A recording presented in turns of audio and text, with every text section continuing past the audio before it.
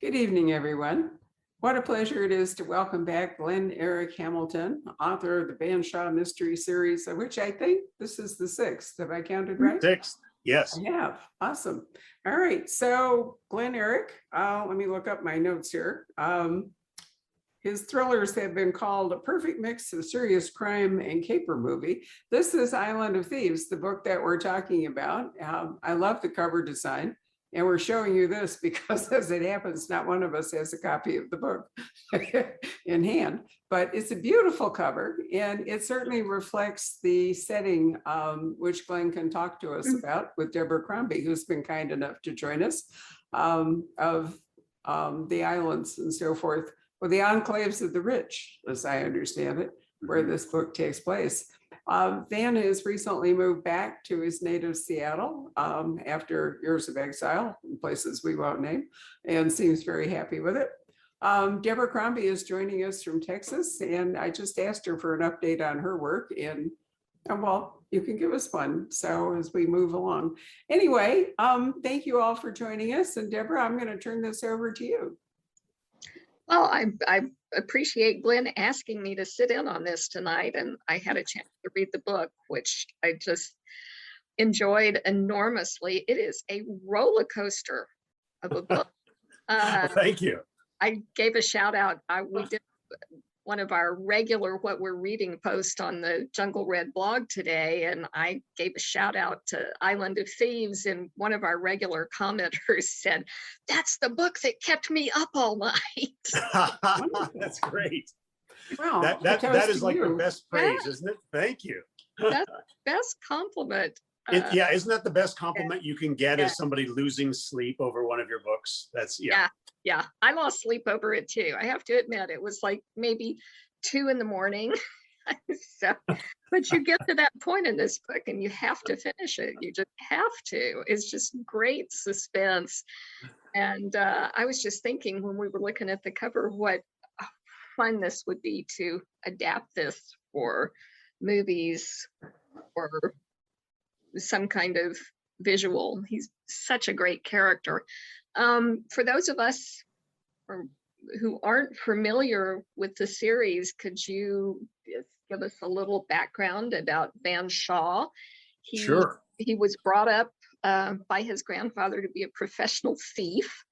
Yes. And yes, yeah, his grandfather was a career criminal, and as you say, professional thief. He was a bit more of a strong arm criminal in his wild younger days in Belfast and in the States. And I'm not sure if mellowed is quite the word, but got a little smarter about his profession, and gradually became a professional thief and raised his grandson in that life as well. Van had maybe a bit stronger of a moral compass than his grandfather. Escaped that life at age 18, went into the military, and to his surprise, did very well there. Eventually joined the Army Rangers and made a home of it, and fought in Iraq and Afghanistan for the better part of 10 years. And at the start of the series, in Past Crimes, he's coming home after being away for a decade and being out of touch. The sort of the arc of the series is him coming to take these skills, many of them antisocial in nature, and reconciling them with his belief in justice, if not necessarily the law. We'll put it that way. Excellent. Can I just interrupt for a moment and say, in my sketchy introduction, I did not mention that the books have been nominated for the major mystery awards, and in fact, Past Crimes won the Anthony Award for Best First Novel. And you've been nominated for the Edgar and the Anthony probably again, and probably other awards. So obviously, even in a relatively short number of books, i.e. 5 up until now, that's a lot of accolades for you and recognition of just how good your writing is. Thank you. Yeah, I was, the book series came out of the gate fast. There's no question about it. And I was very, I don't discount luck along with skill. There's a certain amount of luck that comes with that amount of recognition that early on. There's a lot of pressure of course, that comes with that too, and trying to keep the series fresh and exciting and stuff. And really the as much fun as awards are, the best recognition is, as we've said, is readers contacting you and saying they just had a great time.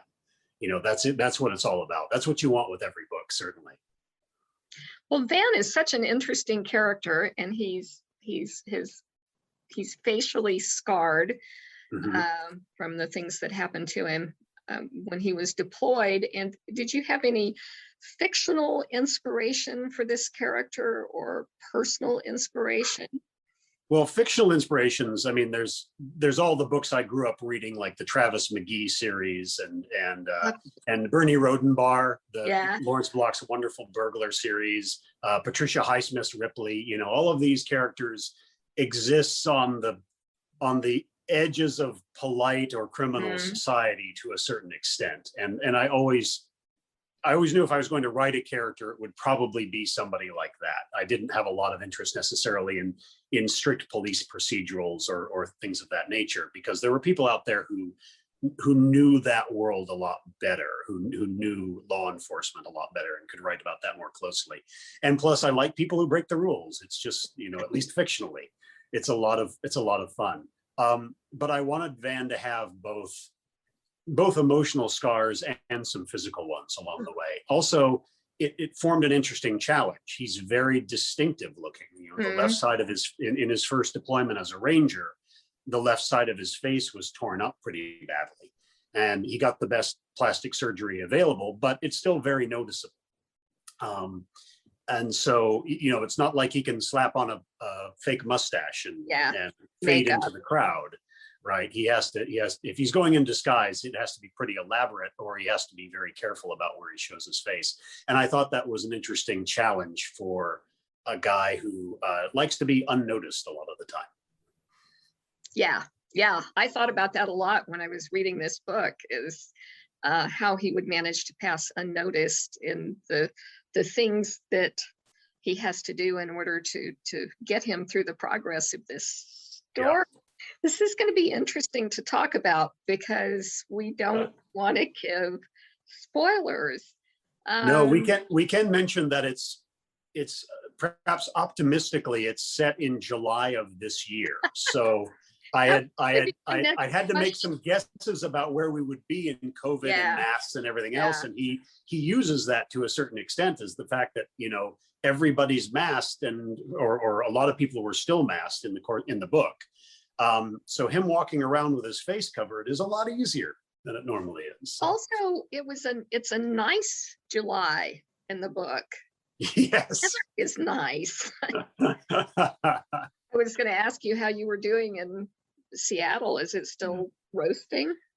It's not still roasting. It's warm. We just moved from Seattle in mid-June, and we moved just in time for the heat dome to just settle in. And suddenly there are record-breaking heat temperatures. Yeah. You know, we thought we'd escaped the San Fernando Valley just in time before the summer heat hit. And no, we came up here and it was worse than ever for a while. So worse than Phoenix, as it all turned out, to my absolute amazement. Listen, before we get any further, I totally blew it. I forgot to mention the reason none of us have a copy of the book to show you is that the books are in transit that we sent to Glen to sign from Seattle to Phoenix. So our signed books should be in probably by Friday. And Patrick can put a link to purchase the book in the comments field, which he normally does, and which in his more thorough introduction. Thank you, Patrick, for his more thorough introductions to these conversations. He always says that, but I tore right into the substance of this and blew it as a bookseller. So my apologies. Anyway, sorry, Deb, carry on. Well, we can say that good part of the book is set in the San Juan Islands. Yes. Did you have any connection with the San Juans? Well, quite a bit. I grew up aboard a sailboat in Seattle area. And so generally speaking, for a good part of each summer and often on winter holidays from school and spring break, we would take the boat, as you do, and go sailing. And so on the longer ones, we would go up to the San Juans, we would go up along the coast of Vancouver Island up to Desolation Sound and so forth. And I got to play on the islands a lot as a boy, and really enjoyed it. And so that part of the country is very close to my heart. And it's also interesting because it's isolated. You know, they're not that close to Seattle. In a powerboat, you can get there in a couple of hours. If you're really hauling, I should say, a speedboat, you can get there in a couple of hours. And so, but as with a lot of the islands, some of them are not populated. So a few are privately owned, which was what sparked my interest in creating a fictional one. I put it fairly close to the Canadian border near Waldron Island, called it Briar Bay. And there are privately held islands there. Nothing built to quite the extent that Briar Bay is in this one, but it's not a huge leap to imagine some very wealthy person might not make one of those islands their private enclave. And so I liked that notion a lot. Well, I liked even a fictional visit. I had family that for quite a few years lived on Bainbridge Island. Yes. Yeah. Yes, just off Seattle here. Yeah.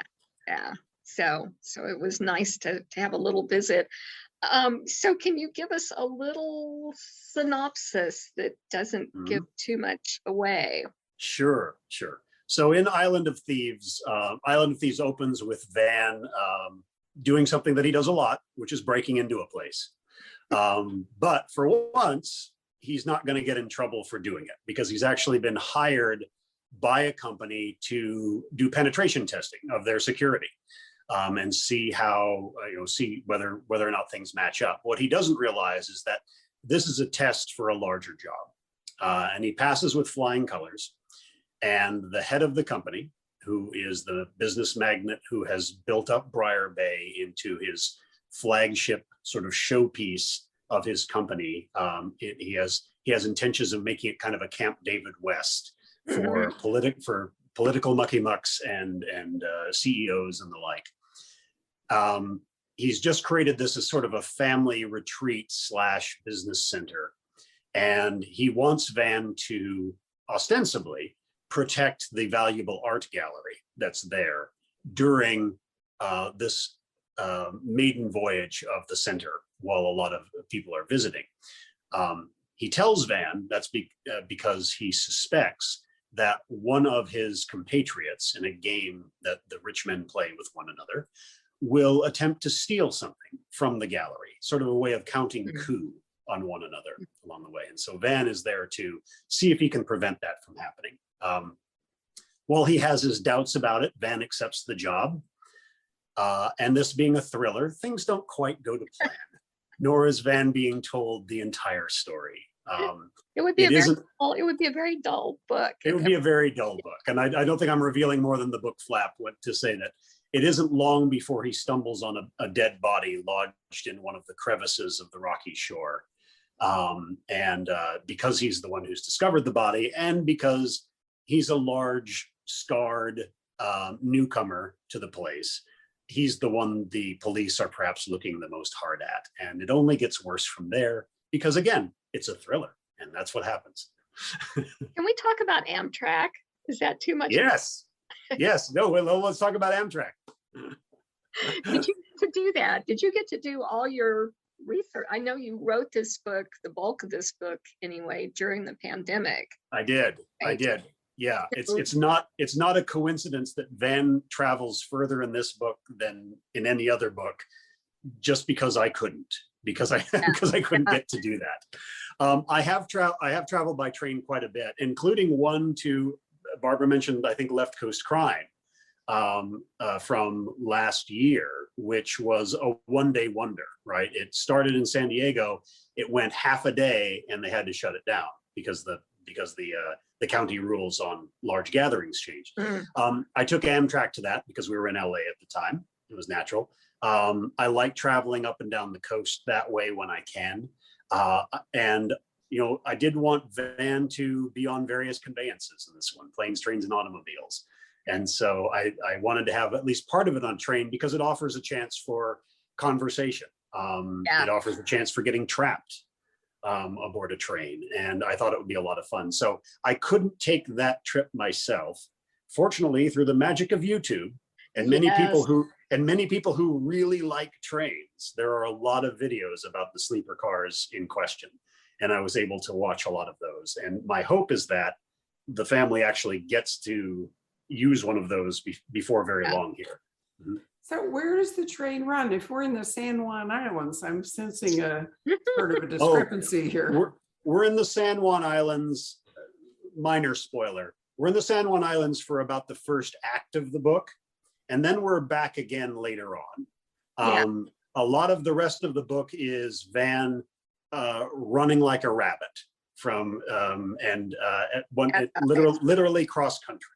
So I have done I've done Dallas to LA, to Seattle, and then I've done Dallas, Chicago, and back, but I haven't made Van's trip. So there was some vicarious pleasure there. Yes. He's on the Denver route coming west at that point. So the trip is a little foreshortened. My hope is the infrastructure bill is going to do something about restoring railroads. I mean, the Amtrak comes through Arizona on its way to California, but only in Flagstaff, and then you have to take a bus down to Phoenix, where we have a perfectly good old train station. And it's really frustrating. I've never quite understood why we let the railroads go to the degree that we did when we fell in love with the car and with interstate highways. In the same way that cities tore up streetcar tracks and so forth and never stopped to think about parking and automobile traffic and so forth. You go to Europe and you see wonderful city transportation. Well, Seattle actually has a very good bus system, if I recall. It does. It has the metro system. It also has streetcars, one of which runs right near us, which is nice, going downtown and up to Capitol Hill. And it has the newer, I should say, light rail system, which runs north and south in the city. That actually features in 2 of the books along the way because I just find it kind of fascinating. So. Did they succeed in tearing down the whole highway along the waterfront in Seattle? They did. And are they going to run a train, or are they just going to run buses along there? I mean, we were there when they just started it. And there's the tunnel now underground that replaced that. Oh, is that what happened? Yeah, like the big in Boston. Yeah, exactly like that.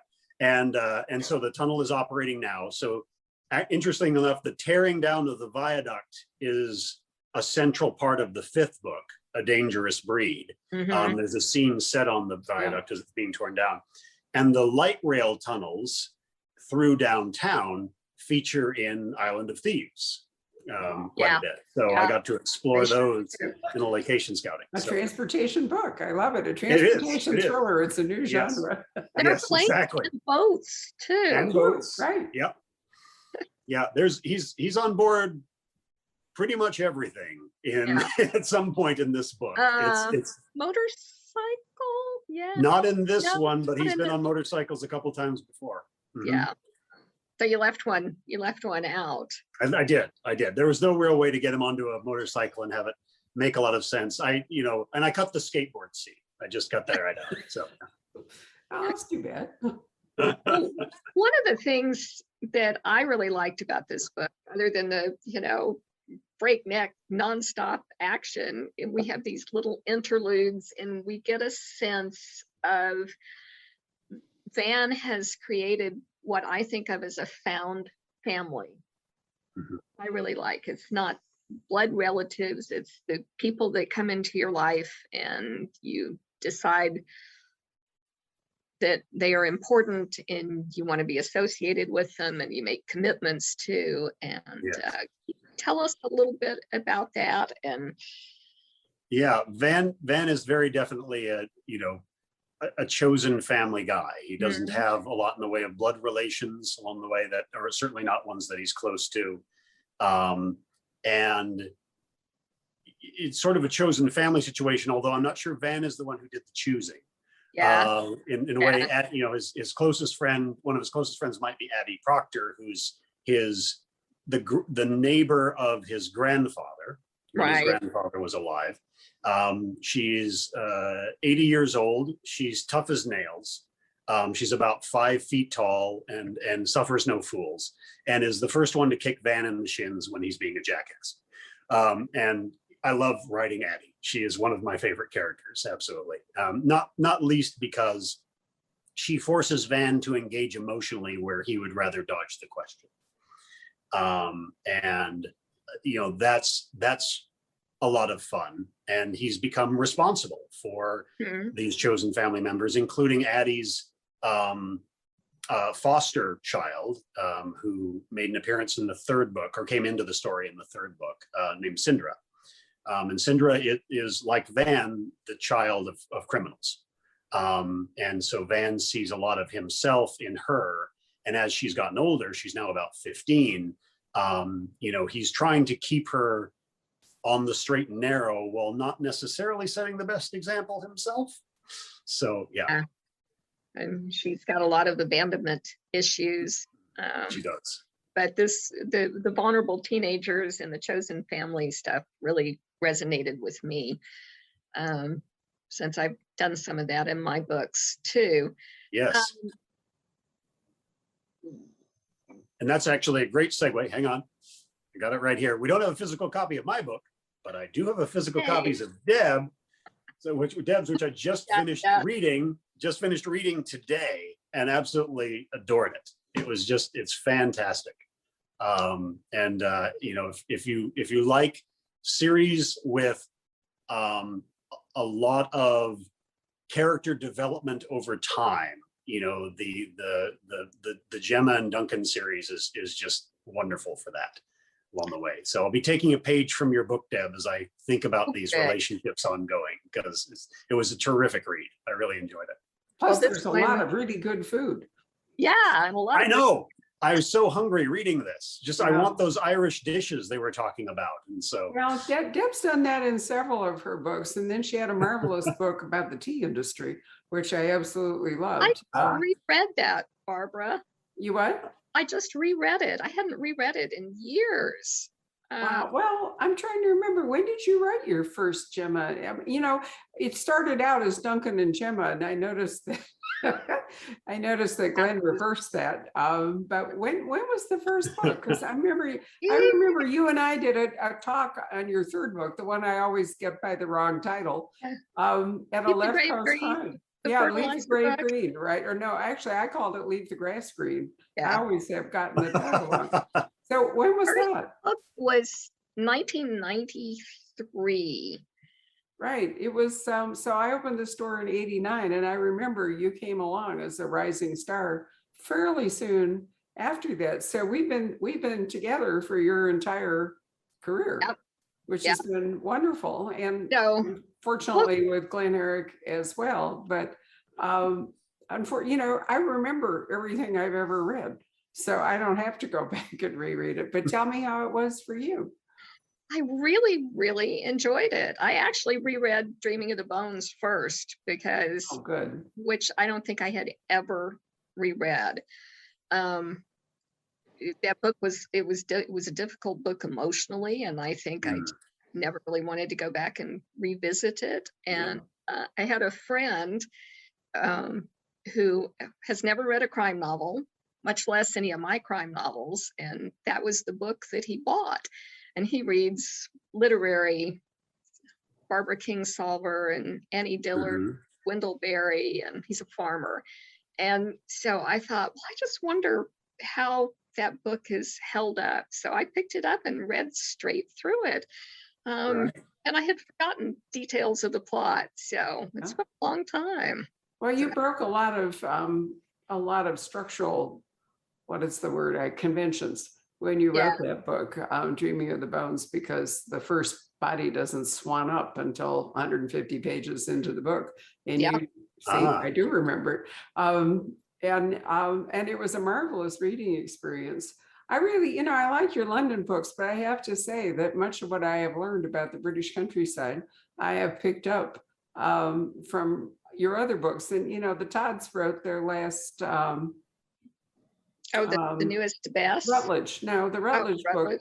very much in, when you were over there in the west of England, the Welsh border. Yeah. And, writing about the canals and the Telford Bridge and all of that stuff. And now they were I love that. I lived not very far from there.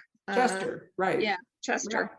But, it was interesting because it was reading the Rutledge book, the name of which I'm sorry, I can't remember at the moment, but Patrick will save me by looking it up in a minute. Very much, I felt like I was revisiting your book, the name of which I also can't remember. I don't remember titles. I just remember books. Water Like a Stone. Water Like a Stone. It was really interesting to read that same countryside and the same distinctive water features and so forth is written by you, and then written by Carolyn and Charles, knowing also that both of you had actually been there. The narrowboats were lovely. It was nice to see the narrowboats from Rutledge's viewpoint. I'd like to It really get was. Yeah, and I pointed out to him that clearly nobody had thought of putting a railing up. At a critical time. I mean, it was like dancing across a high wire, and all they had to do was actually build a little parapet across the side, which would have created or solved a great many problems. Anyway, we digress. But I'm glad that you brought up Deborah's books, because I'm such a fan, and it's wonderful to get to talk to her about them. Deb, I need to ask a key question, because I'm Belgian Marcus. Do you have a series Bible for your series? Oh, I should. I don't. Mhm. I am better at keeping track of things now because I write in Scrivener, and it gives me a nice, easy place to put down these character details. But Okay. I'm awful. I realized between Dreaming of the Bones and Kiss to Say Goodbye that Duncan's sister's name changes, which I knew actually, but it's like, time is flexible in my books. It kind of floats out there, and that's an interesting thing. Now you have placed this book post-pandemic. Yes, barely post-pandemic. Yeah, Yeah. it's thinking about how to handle time in a long-running series, especially if you don't write faster than I do, which fortunately you do. Well, I don't know.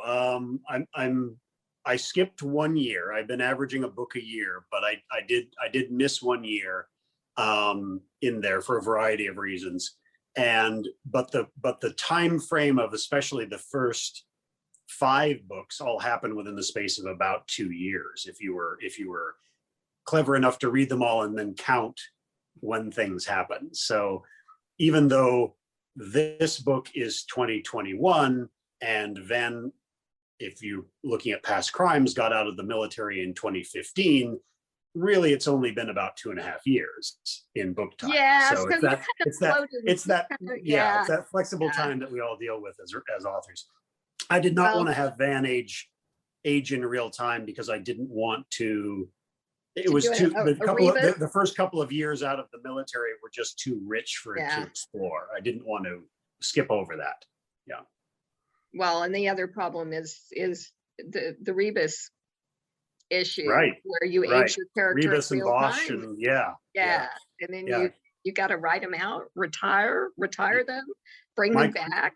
Michael Connolly has said that's the one thing he would change if he had to do it over again, is he would not have aged Bosch in real time. He didn't realize he'd be writing Harry for this. It really is hard on the author and on readers. Hilariously, we did back-to-back books with dogs in July, David Rosenfeld and his wonderful series, and then Spencer Quinn. And I pointed out to both of them that the dog's life is a lot shorter than the human life, and therefore they should really be advancing like month to month almost.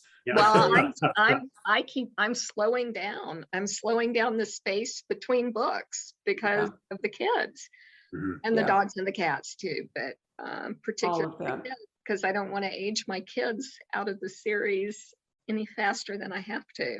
Yeah, I think if I killed off the Stanley, the dog in the series, there would be letters and maybe torches and pitchforks. So yeah. But I think readers are pretty forgiving of this stuff. I do too. You know, I have people that come into the series with, and then, you know, go back and start from the beginning, and they, at least not to me, have said, oh my gosh, you know, their cell phones have antennas. Or in the very first book, I think it was attached to Duncan's car. You know, they still had pagers.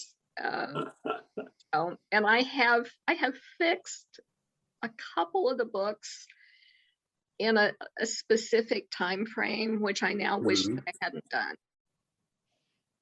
Yeah, the tearing down of the viaduct in Seattle fixes it at a particular time, but it was just too good not to use. It's just too dramatic a landscape to have a 2-level, 5-story high freeway in downtown be half rubble. You know, how can you not set a huge scene? Yeah. It's too much fun. Yeah. So did you debate about how to handle the pandemic? I did. Originally, when I started writing the manuscript, I was going to ignore it completely. And then I hit a stopping point. It was really strange. I don't really get writer's block in that way, but I realized there was something wrong in what I was engaging with the book. And I realized, and this was at the very start, this was like February of 2020. We had just gone into quarantine, and the pandemic, if you'll recall, hit Seattle sort of first in the US, because it's where it really we have started. good friends in Seattle. Yeah. And so that was the first real rush of it ashore on our continent. And so Seattle, Vancouver. And so it seemed disingenuous to ignore what was going to happen with Van. And I found myself wondering, well, what's he doing during quarantine? What's going on? Right. And I ended up writing it as a short story called Essential Business, which was included in the paperback of A Dangerous Breed as a freebie for readers, which is Van really about 3 weeks into quarantine. And Essential Business is about him going a little nuts and sort of taking an excuse to run down some stolen ventilators and protective equipment. For no other reason than to get out of the house. And so, you know, the short story was like my way of answering to myself, what's Van doing right now? And I wrote it in third person as an exercise. And that sort of unlocked the gate for me. And then I realized, okay, number one, the 6th book has to be in third person, so I can break away from Van's point of view for the first time. All the other books have been first person. That's right.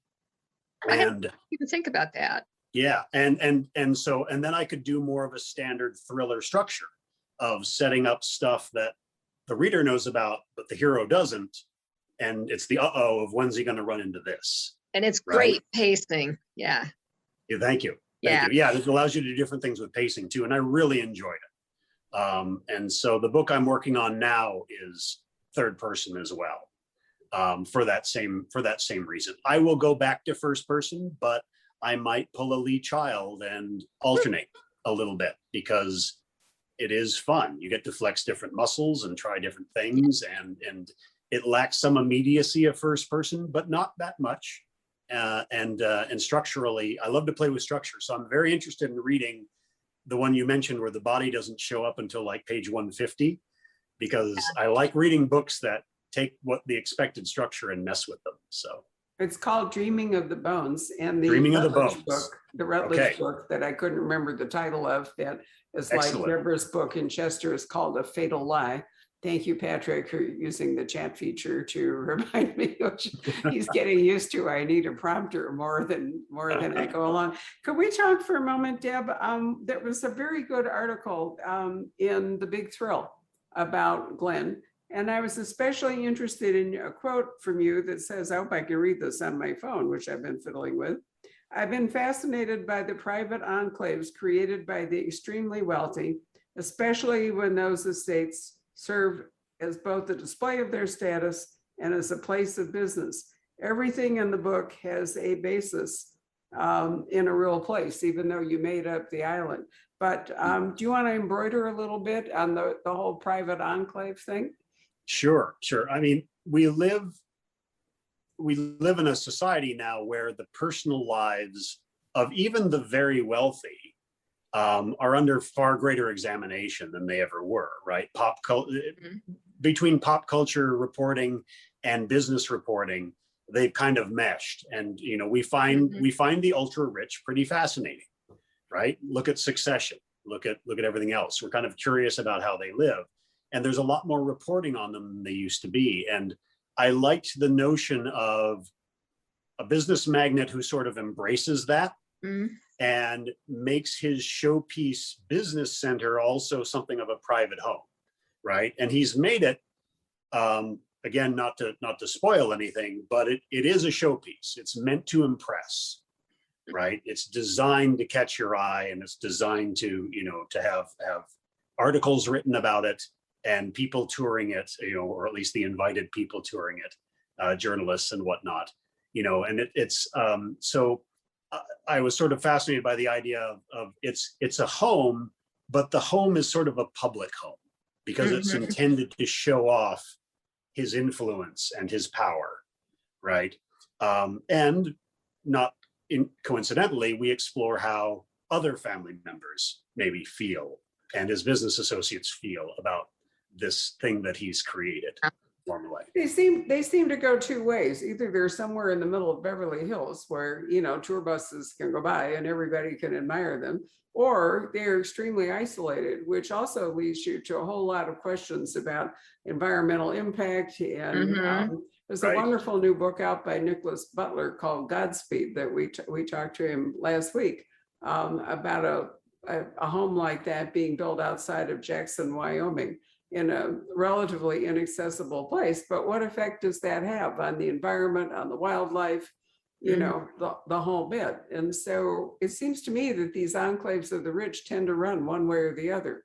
They're either in a place where everybody can go and see them, even if from a distance, or they go off into a place that's not really that sustainable, possibly endangered by fire, requires all kinds of systems to support it, requires generators and solar and the whole 9 yards. So I think it's a very complicated question about and it's very British, Deb, because you think about the great country houses, there's hardly any difference if you really go back to it, many of which were built in, I was just many of them are now endangered by climate change because they're built like on the edges of cliffs or right on the ocean, or places that are not any longer as sustainable as when they were first built. Well, and London, I just read something yesterday, I think, about Brian May talking about his Kensington basement flooding. And because not his house particularly, but of all the mega billionaires who have built these huge underground warrens in London, and the infrastructure is just not there. Right. Well, it's true in New York. It's probably going to be true in Miami. As the seas are rising, and anyone can see that they are. And it's not just homes, it's even stuff like the underground. A lot of the transportation that has made these big cities work is going to be imperiled by rising water. Yeah, the smart money is investing in sump pumps. Yeah. Well, even Venice I mean that sort of facetiously, but it's not. If you're building a basement in England or Seattle, as it happens to be, get to know how those pumps work really well, because they're going to come into play. Absolutely. Venice is copying the Thames water barrier, for example, in an effort to try to control flooding in Venice. And the Dutch are going to really come into their own because they are the masters of. Rob and I, we were in Holland, were taken to see their incredible North Sea barrier structure and how beautifully designed it is and the whole bit.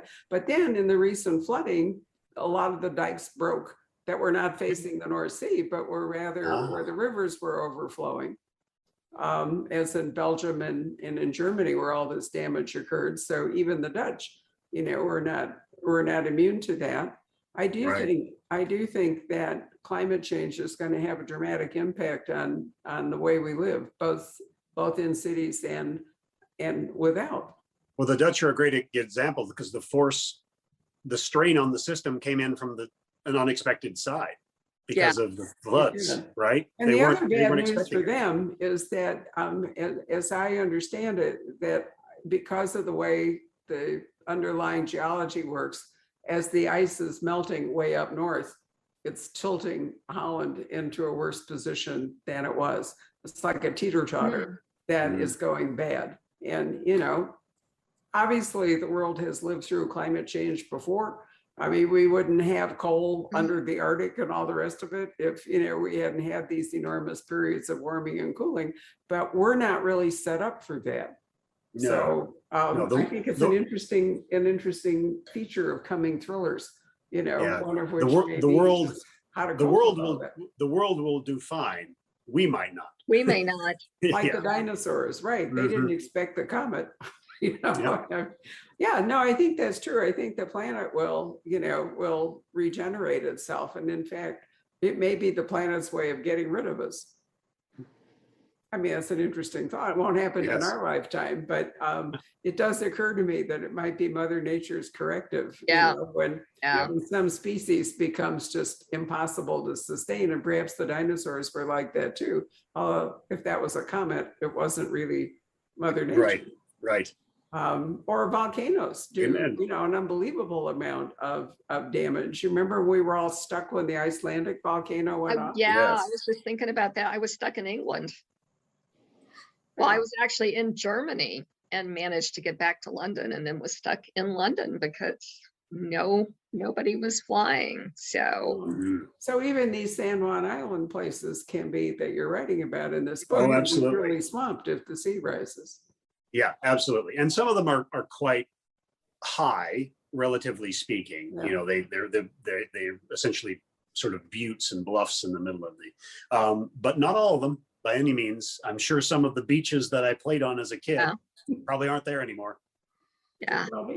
Right. So Deb, did you have more questions, or do you want to see if Patrick has questions from the audience? We're not under any timeline, so. I was just going to ask about the physical. All these great fights and stunts, and how do you go about visualizing this stuff? Well, some of it, only a little bit of it is experience. I practiced martial arts for a fair amount of time in my late teens through my 20s.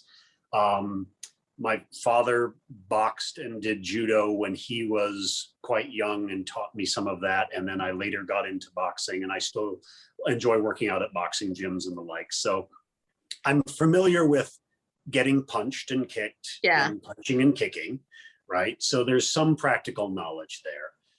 Some of it is also just, imagining the worst things that can happen, not just in a fist fight, of course, but in other things as well, or interesting things that can happen. And then, of course, designing the world around it so that they do, right?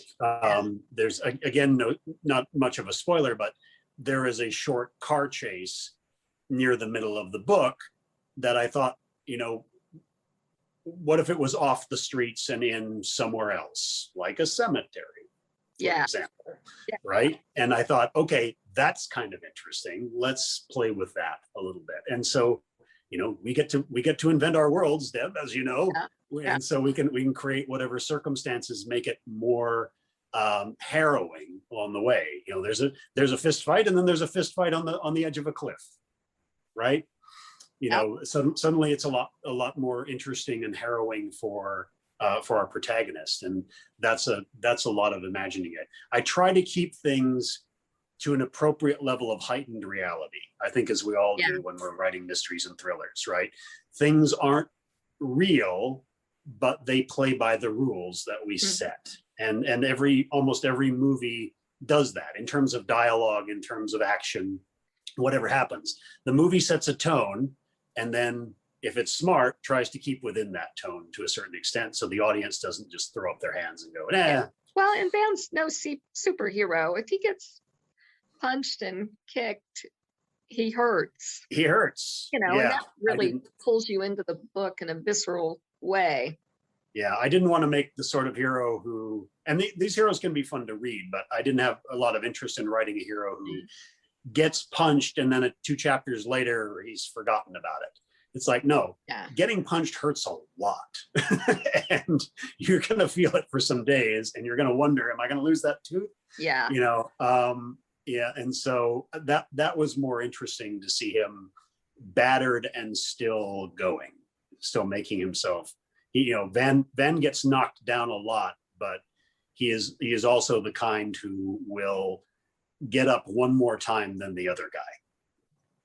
Well, it's such a great combination of character development and fast-paced action.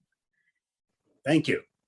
Well, as you know, it doesn't do any good to have a paper character in danger, because nobody cares, right? We've all read. I wrote an article recently about writing the action thriller for Strand magazine, and the first rule is that we've all watched movies where character A runs to point B to get object C, and nobody gives a darn, because we don't care about who they are, and we don't care about what they're doing. Even if what they're doing is supposedly saving the world, there's no stakes. It doesn't feel like there's any stakes because we don't know the character.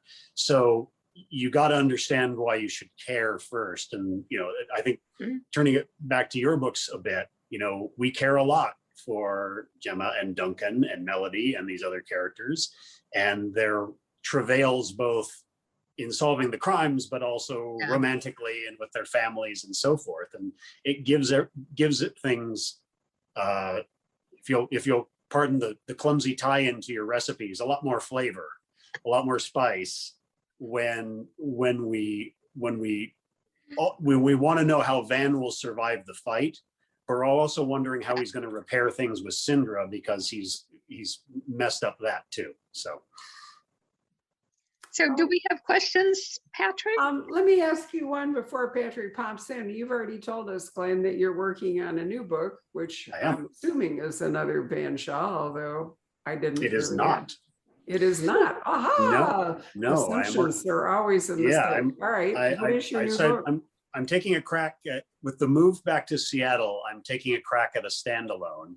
I wanted to write, without giving away much, I wanted to write kind of a tight, mean, small cast of character thriller. And I got an idea for that excited me. And so I'm researching that and writing it, drafting the chapters now. I've got some work to do, probably coming out of this book launch in August, September, October are going to see me heads down, banging out the first manuscript along the way, and I'm very excited about it. It's a standalone. I think that will be a lot of fun to write, hopefully a lot of fun to read. The good news is I also have an idea for at least the next 1 and possibly 2 Van Shaw books as well, that I'm also excited about. So I kind of want to write this standalone quickly so I can get back to Van and write Van number 7 kind of in short order right after that. Oh, that's really good news for your fans. Deborah, what are you, you're plugging along on a new? I am plugging along. This is book number 19. It does have a title, and I thought we would have a release on the title, but I don't think we do quite yet. Okay. We're back in the mean streets of London and Bloomsbury, and not nearly as much food. And do you have a projected pub date yet? Next summer. Next summer. All right. Yeah. Great. Well, your books are like the James Bond series, where they start it and they just call it Bond 24 for a while until they know what the title is. Now, my favorite is Untitled David Baldacci for November. I'm serious. That's how those books come across, so it all works out. Patrick, do you want to come join us now that I've asked that question? Why, sure. Let's see here. As far as actual questions, yes. Paula, is it Munier or Munir? Winier. Mhm. Munier, that's what I thought. She has a question for both of you. And she says that you both write series and manage to keep them fresh. She's revising book 4 in her own series, and she's tearing her hair out. She's desperate for tips and tricks on keeping a series fresh. How do you do it? Expand your cast of characters. That helps. That can help. Yeah.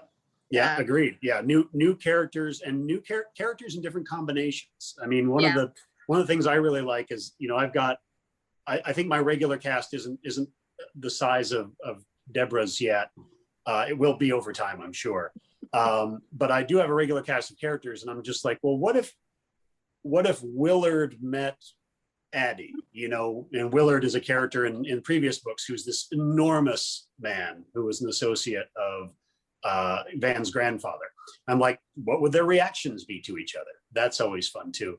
But of course, the key is you gotta keep the characters changing. You gotta keep them emotionally resonant. You gotta put them through tough times personally and as well as in the mystery, and have them. We want to see people at their lowest points or at their toughest points along the way, and you keep it fresh by having the character go through new experiences.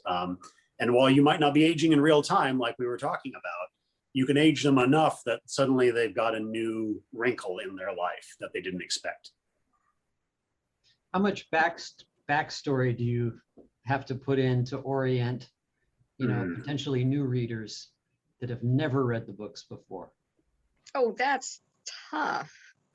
Yes, it is. Really tough. I mean, that's one of the things that always slows me down so terribly at the beginning of a book, is trying to put that in, to feed it in drip by drip, so that new readers have some idea what's going on, and previous series readers don't just fall over from boredom. So it's just a delicate thing. Mm-hmm. Yeah. I think I have it a little easier than Deb, I think, in that I have one central character. And all you really need to know about Van starting a book is he was raised by a criminal.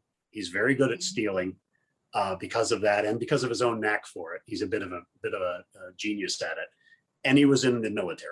And that gave him a different set of skills and a different set of disciplines that maybe made him a better thief. That's pretty much it.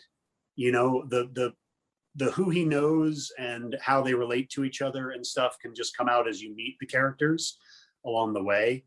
But I will agree with Deb, it's always that question: how much do you tell? Especially if you have to have a character that was introduced in the last book, but you can't necessarily talk about what happened to them in the last book. Yeah. That's the line you have to walk, is how much backstory to put in. Ideally, even if you have backstory, and you have to have a fair amount of it, every book is a pleasure to read, and your reader won't mind, so long as you're not information dumping on them, right? If you have backstory, because it's interesting. And there's an automatic spoiler involved, which is that any character that's in the new book obviously survived the last book. Yes. Which is why every once in a while there is a series where you really do have to read the first book, or you will never get the right reading experience. Elizabeth Peters' Crocodile on the Sandbank is a classic of that, because a surviving character is the main suspect all the way through the first book. And so if you start anywhere else, you're just blowing the entire first book for yourself. So we've been known to snatch copies of later books away from unwary customers in the store and say, no, you have to read it here. I mean, it's not very often true, but sometimes it really is, that just seeing the character still alive is a spoiler. Well, and in my books, the kids. Yeah. Right. Yeah, no, absolutely. Because you know that Kit and Charlotte came into their family, and that things happened that contributed or caused this, but you can't say, you can't reveal that. Yeah. No, Well- you can't. But, since we go all the way back to the beginning of time together, Deb, you didn't start out to have Gemma and Kincaid have a personal relationship. They were colleagues. Mhm. So that kind of snuck up on you. And as a result, it's very different to read the very first books, when they're just working a case together, and then gradually we see what happens. Where's the dog nose?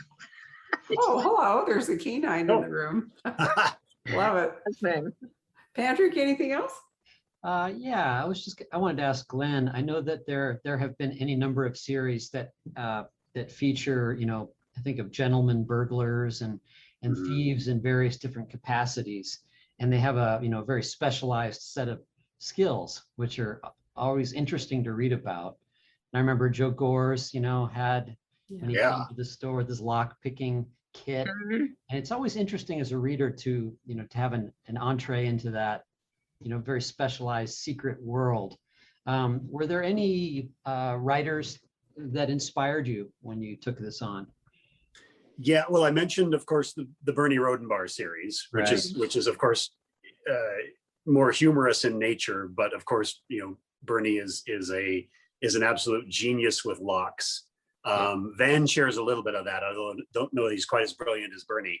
Although Van, being a character of the modern era, knows things like security systems and computer systems and satellites and modern day security and how that works, which is something Lawrence Block, I think, is wisely kept out of the burglary books. I don't think they'd be quite in keeping there. Hard to keep up with that. Yeah, but certainly there's a lot of gentleman thief and lady thief characters that are inspiring. Some of them from film. I'm a big fan of To Catch a Thief. Mhm. There's the John Roby character in that. Cary Grant at his best, right? Yes, it's one of my favorites. It's lighthearted Hitchcock, but boy, it might be fluff, but it's gold fluff. It's really it's one of my favorites. And the sort of the harder edged criminals of things like Friends of Eddie Coyle, and certainly one of the main inspirations was Donald E. Westlake writing as Richard Stark, the Parker books. Some of Van's character generated out of, what if Parker had a kid? And then that sort of became, well, I didn't want them necessarily to be, I want them to be more of a remove. So the Parker character, Dono, became Van's grandfather instead. But certainly Dono was a harder edged, meaner criminal, at least at the start, than Van is. Van, by dint of military experience and just circumstance, has in some ways become a lot tougher than his grandfather. But he's also more moral than his grandfather is as well. That's a really good point. I think we can't overlook Thomas Perry. Many of his novels are wonderful papers. He's great at it. And Christopher Wright has written some very good books that are also, and you go back to a classic like Topkapi, for example. I can't possibly remember the author, but it was a book before it was Peter Ustinov's movie. Yeah. I'm a big fan of Thomas Perry's The Burglar. I enjoyed that book a lot. Yeah, also about a modern day burglar. Yeah, no, he's great. And of course, it's always wonderful to have a character who's in opposition to the law, who then stumbles across a body or something and then has to figure out, while breaking the law, how does he alert the law, which was always the case with Bernie, I mean, criminals who get mixed up with much worse criminals is always interesting. Yeah. And the whole notion of honor among thieves. Right. Yes. Played out. Yeah. Mia has a question. She says, does Van have any prejudices against the wealthy from his upbringing that come up during the book? Good question. Yes, he does. Yeah. Van is, and actually, I talked about Addie kicking him in the shins a little bit, and this is one of the subjects that comes up in the book, is Van's a little overly class conscious. He has a bit of a chip on his shoulder when he comes to the rich, and he'll tend to needle them just to prove he's not impressed by them. Some of it is because he was brought up thinking of the rich as targets. They're marks to be stolen from, right? Then as he grew older, things got, a little more nuanced, and he realized that, well, not all of these people made their money legitimately. Some of them are at least as big of a crooks and more successful crooks than he and his grandfather were ever be.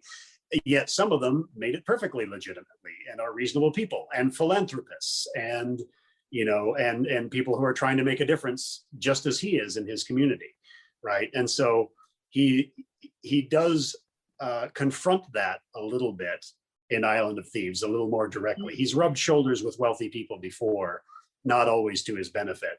But in Island of Thieves, he's forced to kind of face that a little bit along the way, and his own leanings towards that. Amy asks, she says, Glenn, what would Dono think of Van's chosen family? Dono, while raising Van, tended to keep people at more of a remove, including his own family history, which, he didn't talk to Van much about Dono's daughter and Van's mother because it was too painful, honestly. And so Van was left without a lot of knowledge of Moira. And so, addressing that. And so while Dono had friends, even close friends like Hollis Brandt, who's a main character who's now a close friend of Van's as well, there was always certainly more of the lone wolf about Dono than there was about Van. And Van realizing perhaps that he doesn't want to be that is sort of part of his growth as well. Is he probably thought of himself more like Dono and is realizing that, no, he's a family guy who's creating his own family. Let's see, anything else here? Just a comment from Judy, who says, the first book of Deb's that I read was The Sound of Broken Glass. Ooh. Immediately went in search of the previous books. That's kind of nice. That's nice. Deb, you have the best titles. I was looking at your list of titles in the front of the book, and I've only read a couple of them before this. I need to pick up more. And just the titles are fantastic. So when I'm stuck next time, I'm giving you a call. It's a really Not your excellent day. idea. Well, I wish I could tell you the title of the book in progress, because I think it's a really good title. So we'll look forward to it. Untitled Deborah Crombie, summer 2022. That's the title. Right, exactly. No, Yeah. it sounds absolutely perfect. This has been a wonderful discussion. I'm so pleased and grateful that the two of you were able to join us this evening. Well, Thank it was you so very nice to much. be invited. Oh, Thank you so well, much. It's a real treat. Now, don't forget Island of Thieves, which we can't show you, is on its way to us in autographed copies. They're actually, most of them reserved, so don't dilly-dally around if you want a Yep. copy. And I'm sure we sold out of a Bitter Feast and autographed copies a long time ago, but nonetheless, it still reads well, even without the signature. So It really there you does. are. And if you've never read Deborah, I can't recommend it. You don't even have to be a fan of British mysteries specifically, but just really well-written, fascinating books. And you learn a lot from them as well as really enjoying. And the same is true with you, Glenn. Thank I'm you. glad you're back in Seattle. It seems like that's probably a comfortable spot for you. Get air conditioning is. at your Was first just gonna opportunity. say, I hope we have air conditioning. We do. And I'm Our very, new very generator grateful. kicked on this afternoon. We bit the bullet after last summer watching California and decided that to live in Arizona without power in the summer was going to be so awful that we invested in a generator. So even if we're in the middle of Scottsdale, I feel a little bit like these guys who are off on an enclave on, some island. We might actually have to do one for the store, Patrick, at some point if weird stuff Maybe. keeps happening. Well, We'll then think about it. Texas had that. Deb, Oh. did you have that horrible It was freeze? horrible. Yeah, it was absolutely Mm. horrible. Mm. And I've never in my lifetime in Texas seen weather like we had in February. And we're still not feeling very comfortable about the Texas electric grid. No, you and California too, PG&E Yeah. definitely left a lot of maintenance and so forth on the table. And of course, Seattle's been completely unprepared for this kind of heat. Yeah, fortunately for us, it lasted a week or so and then abated after that. It's been hot, but it's not like we had a month of it along the way. There hasn't been a lot of rain, however, And Yeah. so surprisingly, and so we're really Oh, it hoping all for some came here last precipitations. week. We were in Santa Fe while the bookstore flooded during a monsoon and the temperature dropped to 86 and it was just bizarre. But Be careful anyway, what you- that'll give us more things to write about as time goes on. Say thank you very much, guys, for joining us. And Thank you, thank Barbara. you all for watching. Thank There'll you be a all. podcast available tomorrow and the Facebook video will live on forever. So please be sure to direct people to either listen to the podcast or watch the video. Thanks for joining us. Night, everybody. Thank you. Night. Night, everybody. Bye-bye. Bye. Hello. We hope you're enjoying our programs and podcasts with authors. We'd like to expand them, and your help would be appreciated. Please make a donation at poisonedpenfoundation.org. 100% of the proceeds will go to help connect authors with readers in this difficult time. Thank you.